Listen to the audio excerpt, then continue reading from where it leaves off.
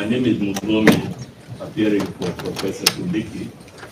Listening to my colleagues, he is making an application before this bench, complaining about wrongs supposedly made by the Chief Justice and the Deputy Chief Justice in bringing us to this session of today.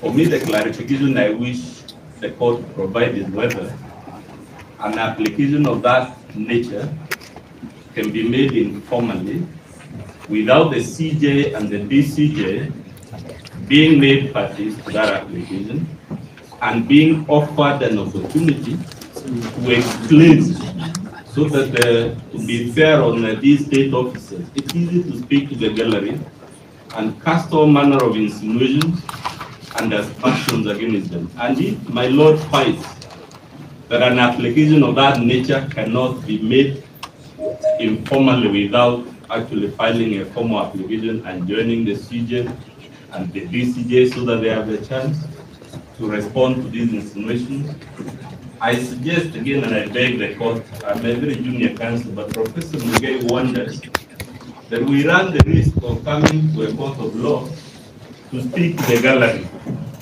In parliamentary language, what I fear is happening is what is called filibustering, my lord.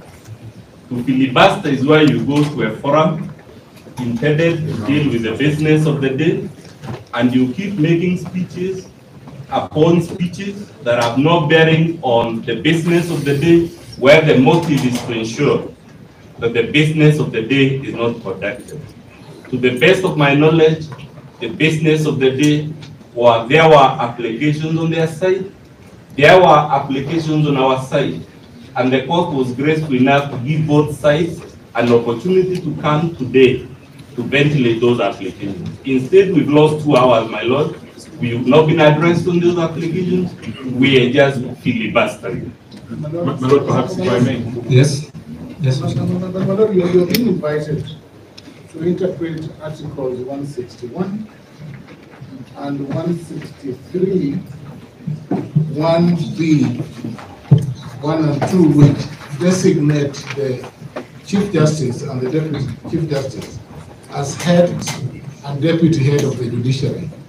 And you're being asked to inquire into the manner that they perform their duties as head of the judiciary and to interpret Article 165(4).